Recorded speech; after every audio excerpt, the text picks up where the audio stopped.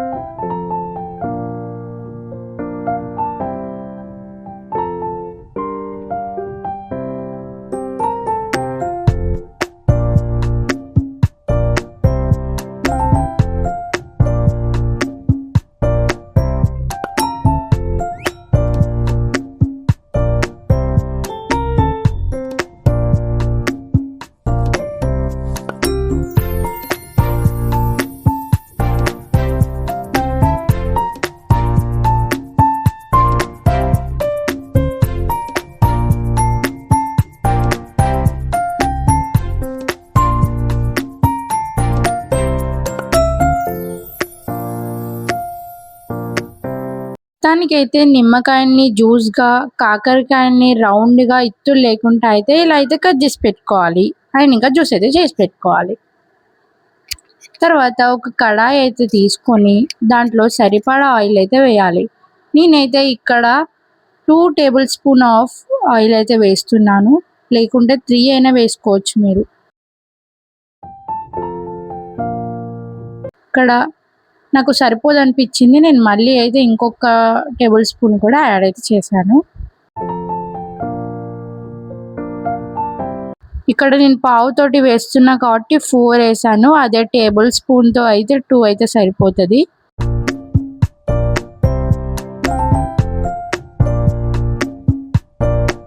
Next ఇందులో అయితే మనం ఇవైతే వేడైతే కావాలి. వేడైన తర్వాత మనం కట్ చేసి పెట్టుకున్న కాకరకాయలనైతే మనం ఇందులో వేసుకొని మంచిగా గోల్డెన్ రెడ్ కలర్‌లోకి వచ్చే వరకైతే వేయించుకోవాలి. కలుపుతూనే ఉండాలి. లేకపోతే మాడిపోతది.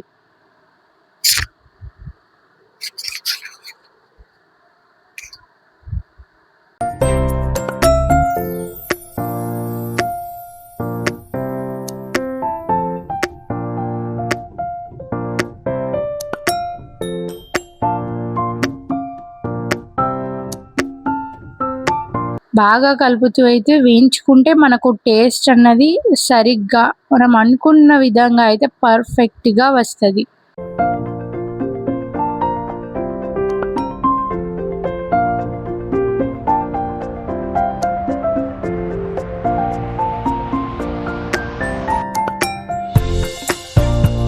ఇక్కడ వేయించుతూ చూస్తూ ఉండగానే ఇక్కడ చూస్తున్నట్టయితే రెడ్ అండ్ కొంచెం గోల్డ్ కలర్‌లోకి అయితే వస్తుంది కదా!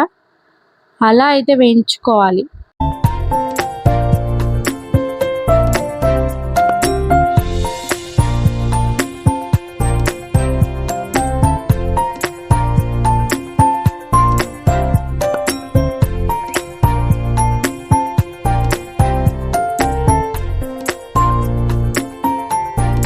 ఇది చేసింది మా అమ్మమ్మనే. కాకపోతే ఇక్కడ వాయిస్ ఓవర్ ఇస్తుంది మాత్రం నేను. ఇలా వేయించుకున్న వీటిని మంచిగా ఒక ప్లేట్‌లోకి అయితే తీసుకోవాలి. చూడండి మీకు ఇక్కడ చూస్తుంటేనే అర్థమైపోయి ఉంటది. ఎంత గోల్డ్ కలర్ అండ్ రెడ్ కలర్‌లో కనబడుతున్నాయి కదా! చాలా బాగుంది కదా! ఇలా బ్రౌన్, రెడ్ అండ్ గోల్డ్ కలర్‌లో వచ్చే విధంగా మిగతా అన్నిటిని కూడా వేయించుకుందాం.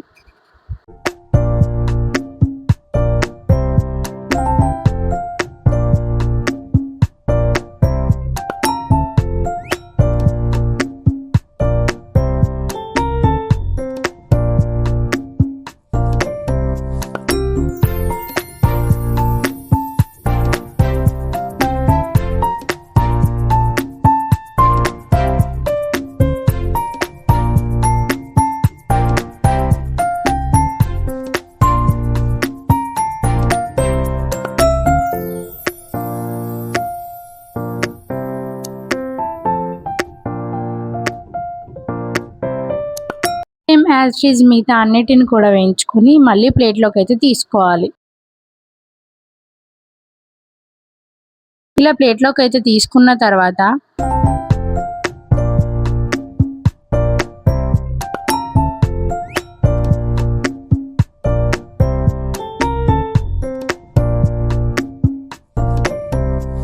ఒక 2 ఎల్లిపాయల గడ్డల్ని మనమైతే ఇలా అయితే పొట్టు తీసుకోవాలి. పొట్టు తీసుకొని అయితే ఉంచుకోవాలి. ఫస్ట్ మనమైతే నిమ్మకాయ రసం అయితే తయారు చేసుకున్నాం కదా, దాన్ని కూడా పక్కకైతే పెట్టుకోండి. తర్వాత మిగతా అన్ని కూడా సేమ్ యాజ్ ఇట్ ఈజ్ అలానే అయితే వేయించుకోవాలి. తర్వాత ఎల్లిపాయలనైతే దంచుకుందాం. ఎల్లిపాయలనైతే నేనైతే రోట్లో దంచుతున్నాను. మీరు అవసరమైతే మిక్సీ కూడా పట్టొచ్చు. చూడండి అన్నీ కూడా వేయించి అయితే ప్లేట్లోకి అయితే తీసుకున్నా కదా, మీరు కూడా సేమ్ యాజ్ ఇట్ ఈజ్ ఇలానే ఫాలో అయిపోండి. మీకు కూడా టేస్టీగా వస్తుంది పికిల్.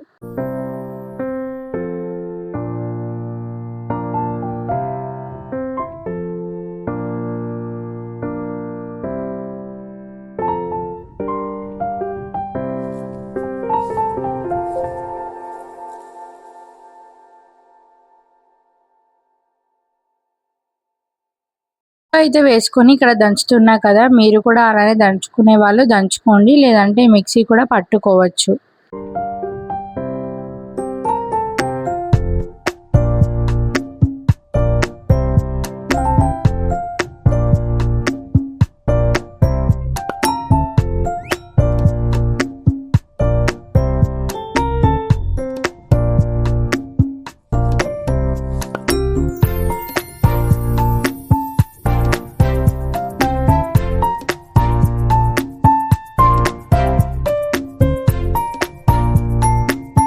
కొంచెం మెత్తగా కాకుండా కొంచెం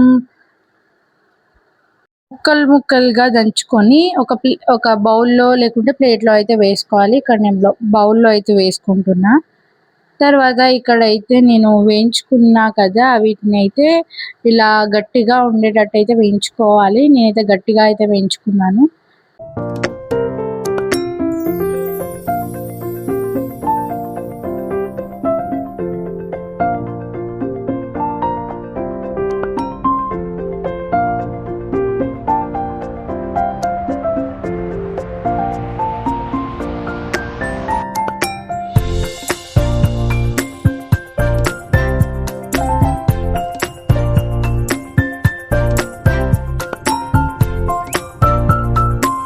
మళ్ళీ మనం ఫస్ట్ పెట్టుకున్న కడాయిలోనే కొంచెం ఆయిల్ అయితే ఉండే కదా, అదే ఆయిల్లో అయితే నేనైతే జీలకర్ర అయితే వేసుకుంటున్నాను. మీకు ఆయిల్ సరిపోకపోతే మళ్ళీ కూడా పోసుకోవచ్చు.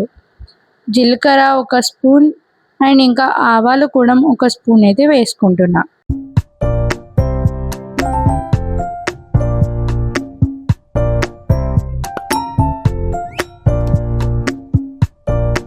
తర్వాత మనం ఇందాక దంచిపెట్టుకున్న ముక్కలుగా దంచిపెట్టుకున్న ఎల్లిపాయ పేస్ట్ని అయితే అందులో అయితే వేసుకుందాం.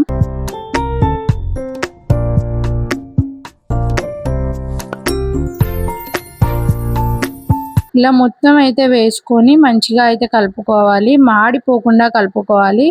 మాడిపోతే టేస్ట్ అన్నది మళ్ళీ చేంజ్ అయితే అవుతుంది, కాబట్టి మాడిపోకుండా అయితే కలుపుకోవాలి. మనం ఆపకుండా కలుపుతూనే ఉండాలి, లేకుంటే మాడిపోతుంది.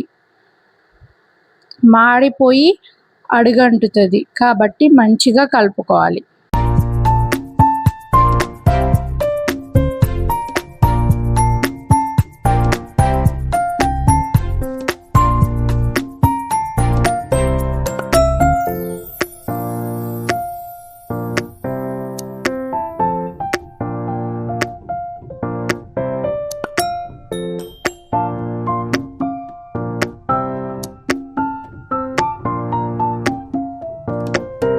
చూడండి ఇక్కడ మీరు చూస్తున్న కొద్దే ఎల్లిపాయలు ఇంకా అవి కూడా రెడ్ కలర్లోకి అయితే మారాయి కదా. మనం ఫస్ట్ అయితే తయారు చేసి పెట్టుకున్న నిమ్మకాయ రసాన్ని అయితే అందులో అయితే కొంచెం పోసుకుంటూ కలుపుకోవాలి.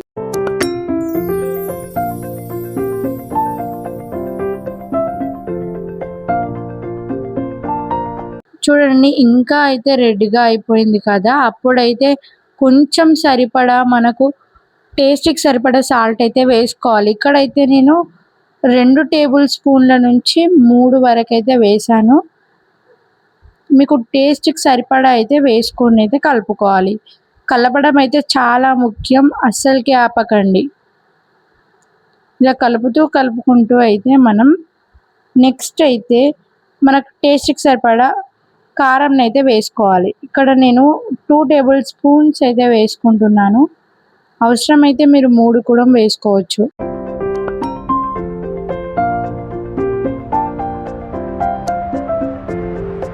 చూడండి ఆయిల్ అన్నది ఇలా పైకి తేలి మొత్తం రెడ్ కలర్‌లోకి అయితే మారింది కదా!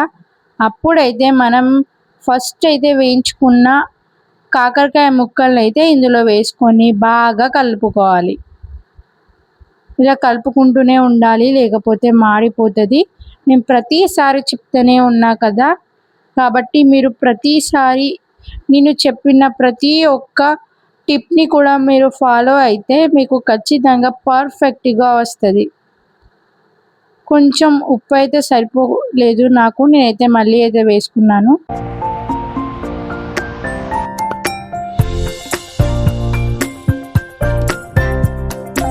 ఇలా బాగా అయితే కలుపుకోవాలి. అంతే, ఎంతో టేస్టీ అయిన మన కాకరకాయ చట్నీ అయితే రెడీ అయిపోయింది. సారీ, పికిల్ అయితే రెడీ అయిపోయింది. చట్నీ అయితే కొంచెం పేస్ట్రీగా ఉంటది. పికిల్ అయితే ఇలా ముక్కలు ముక్కలుగా ఉంటది కాబట్టి పికిల్ అని పేరు వస్తది కదా దీనికి. కాబట్టి ఇదైతే కాకరకాయ పికిల్. మీరు కూడా మీ ఇంట్లో చేసుకోండి. ఇది గనుక మీరు మీ ఇంట్లో వాళ్ళకి ఈ రుచినైతే చూపిస్తే మాత్రం ఖచ్చితంగా మళ్ళీ ఒకసారి చేయమని అడుగుతారు. అంత టేస్టీగా ఉంటది.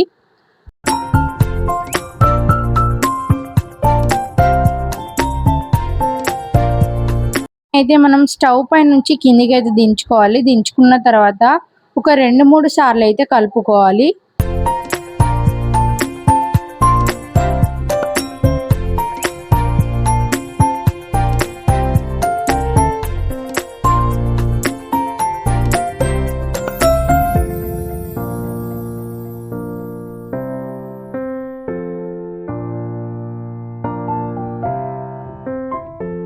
ఇక్కడైతే నేను గ్లాస్‌లో ఉన్న స్టోరేజ్ బాక్స్ అయితే తీసుకుంటున్నాను. మీ దగ్గర ఎలాంటి స్టోరేజ్ బాక్స్ ఉన్నా దాంట్లోనైనా వేసుకోవచ్చు. ఇప్పుడైతే నేను దాన్ని తీసుకొని స్టోరేజ్ చేసుకోవడానికి ఈ బాక్స్‌లో అయితే వేసుకుంటున్నాను. కొంచెం కొంచెంగా అయితే వేసుకోవాలి.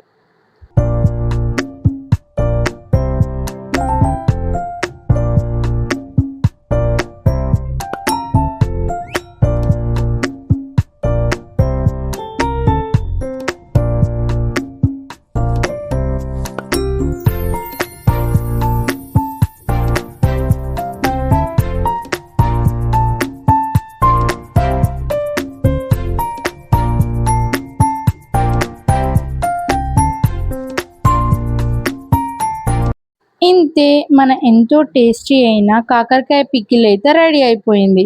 ఖచ్చితంగా ఇదైతే మీ ఇంట్లో వాళ్ళకైతే చేసి పెట్టండి. మళ్ళీ మళ్ళీ కావాలనేసి అయితే అడుగుతారు. అండ్ ఇంకా ఎలా వచ్చింది అన్నది అయితే కామెంట్ చేయండి. ఇంకా మీరు మా ఛానల్ని కొత్తగా చూస్తున్న వారైతే సబ్స్క్రైబ్ అయితే చేసుకోండి. ఇంకా ఇలాంటి పికిల్సే కాకుండా ఇలాంటి కర్రీస్ అయినా మీకు ఎలాంటివి ఏం కావాలన్నా కూడా మనకైతే కామెంట్ చేయండి.